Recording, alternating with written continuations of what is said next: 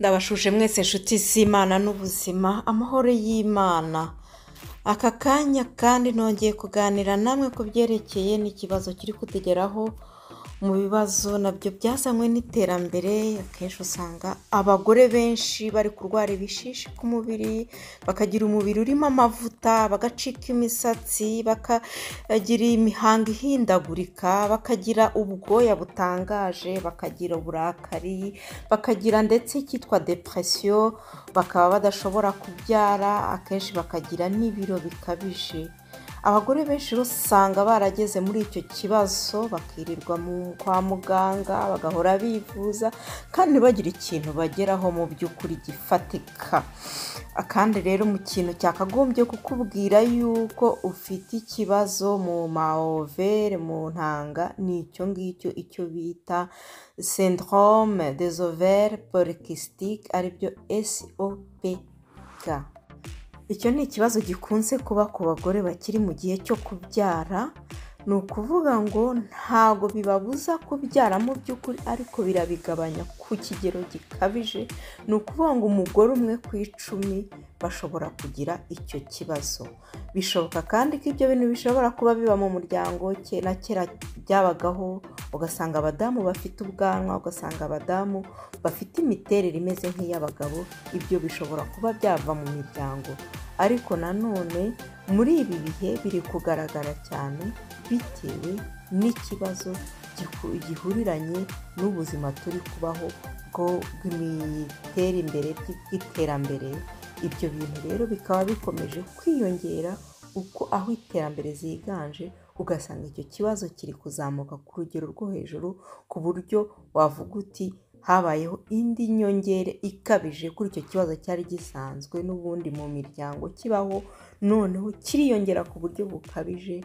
Abenshi rero bakavuga ko mu mirire, cyane cyane yuko abantu bagiye bagerageza guhindura uburyo bw'imibereho, uburyo bw'imitekerereze. Iyo mvuze uburyo bw'imibereho, hari ibyo turya, hari n'ibyo dutekereza. Abantu bagiye bagerageza icyo bita regime cetogene, ni ukuvuga ngo bagahindura imirire, bakava ku binyamafufu bakabigabanya cyane, bakirinda ibivanganda n'amasukari. Amasukari cyane cyane niyo yagiye yongera icyo kibazo. Akaba ariyo mpamvu yampagurukije uyu munsi kugira ngo mbibwire abantu, kuko ni ikibazo gikomeye, ni ikibazo gihangayikishije umudamu muri rusange n'umuryango muri twese. Ku baganga nta nubwo bigoye kubimenya. Ikintu cya mbere kibigaragaza ni uko usanga asohora intanga ariko zitarimo izo bita ovocite, ni ukuvuga ishobora gukora umwana. Ikindi kigaragara cyane ni uko usanga afite amahormone y'abagabo, ugasanga muri we yifitemo iby'abagabo, cyangwa bakareba bagasanga overe ye arimo amakisite. Ibyo nibyo byereka abaganga ko ufite icyo kibazo.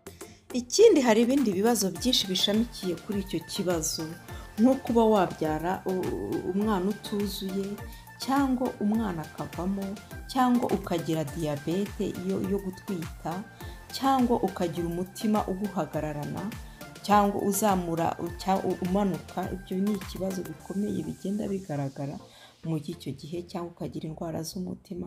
Hari ibintu byinshi bigenda bifatiraho, hakazamo n'umubyibuho ukabije, hakazamo ibintu byinshi bigenda biba ku bagore, kugeza kuri 70%, ibibazo bikomeye cyane. Tukongeraho rero na kanseri, tukavuga ko hari kanseri zizanwa n'icyo kibazo. Izo twavuga ni twavuga kanseri y'amabere, twavuga kanseri ya overe nyine, na kanseri ya endomere. Haziramo ibibazo by'amahormone azamuka ahindagurika, nk'amatestosterone, nk'amahormone ya cortisol. Ayo mahormone rero agenda atera ibibazo, nk'ibibazo byo kumera ubwanwa, donc no kumera ubwanwa mu gice cyo mu maso, cyo mu gituza, mu mugongo, mu matako. Donc ahantu henshi hagenda haza amabara, hakaza ibishishi. ibyo byose ni ibibazo biba byatewe n'icyo kibazo, cyangwa hakabaho no kubura umusatsi mu bice bimwe.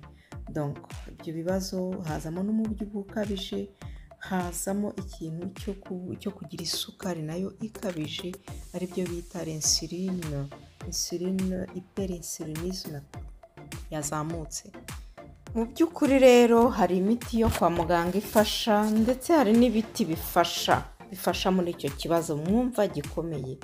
Ariko nanone nkanjye ubwanjye winyerekeyeho, ku nama natanga nahereza abantu, ni uko hari ubundi buryo bwagufasha dusanzwe dukoresha hano muri Buzima Nubeho. ni uko nyine ugomba gusubira inyuma, nk'uko umuhanzi Hippocrate yabivuze. Iyo ushaka gukira ni ukubanza kureka icyakwishe. Ni ukuvuga ngo kubera ko hano bashyira mu majwi iterambere cyane birimo amasukari rero ikigorana cyane ni uko akenshi tutazi n'ayo masukari ayo ariyo. Usanga umuntu mu by'ukuri akubwira ati sindya isukari, ariko ugasanga mu gitondo yiteretse imbuto zuzuye. Niba iri imbuto uzi ufite ibiro runaka, kandi mu gitondo uzi ko isukari biba bimeze nabi, insuline ibitegereje, ugatangiza umunsi wawe isukari, ni ukuvuga ngo ntabwo bitandukanye no kurya isukari.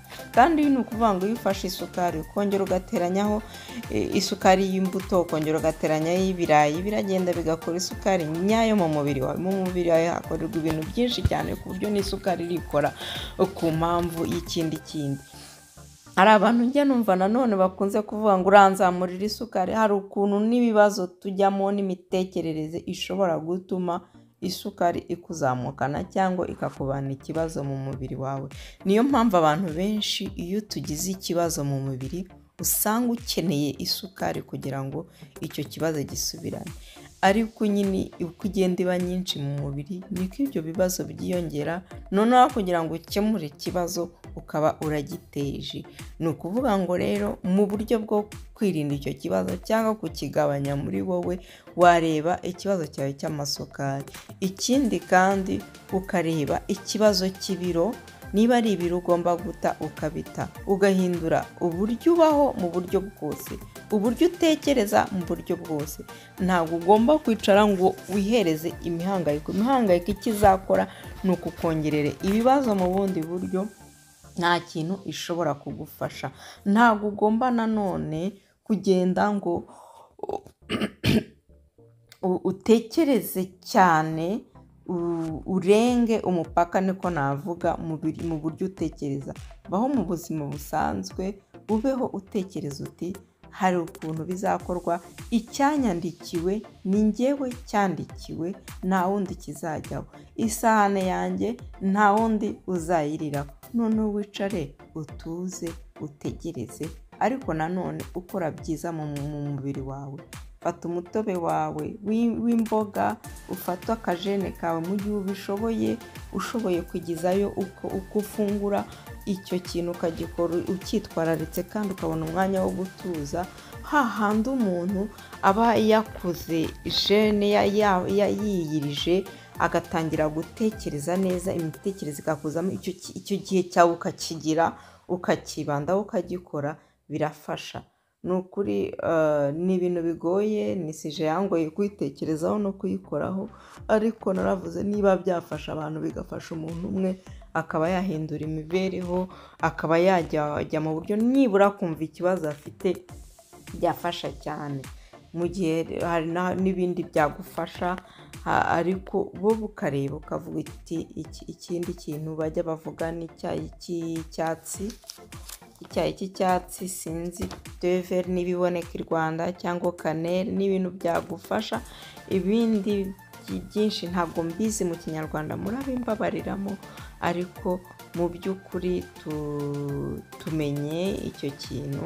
Ni amakuru mfite, ntagombaga kwihererana uyu munsi, none rero ndayabatangarije kugira ngo ubigerageza bigerageze, bikunze Imana ikabijyamo ukanasenga, yewe kuko habamo no gusenga Imana, narabivuze mu by'ubuzima ikabikora neza.